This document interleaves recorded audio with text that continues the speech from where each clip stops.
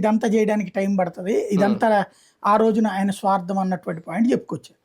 ఈయన ఏం చెప్పారు, ఆ టైంలో వాస్తవంగా మునిగిపోయింది ఎప్పుడు, అది ఒక ఏడాది తర్వాత 2 ఏళ్ల తర్వాత అయితే ఖచ్చితంగా వీళ్ళది అవుతుంది.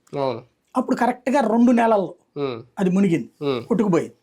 వరదలు వచ్చినప్పుడు కరెక్ట్ గా బాబు గారి గవర్నమెంట్ దిగి వీళ్ళు వచ్చినటువంటి ఆ 2 నెలల్లో కొట్టుకుపోయి, ఆ 2 నెలల్లో కొట్టుకుపోయిన దానికి కారణం ఏంటంటే బాబు గారు నేను చెప్పింది ఏంటి, మొత్తాన్ని రివర్స్ టెండరింగ్ పేరుతో అందరినీ తీసిపడేశాడు ఆయన.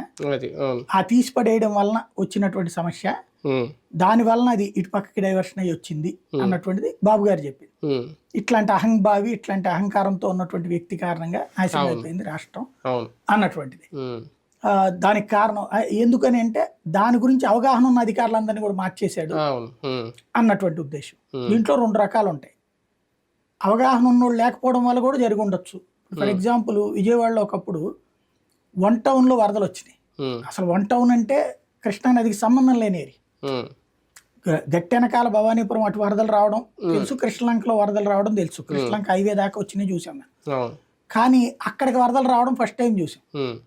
ఏంటి అసలు 1 టౌన్లో బోడెమ్మ హోటల్ సెంటర్, పంజా సెంటర్ వైపు నీళ్లు నిండిపోవడం ఏంటి, ఇళ్లలోకి నీళ్లు వెళ్ళిపోవడం ఏంటి అర్థం కాల.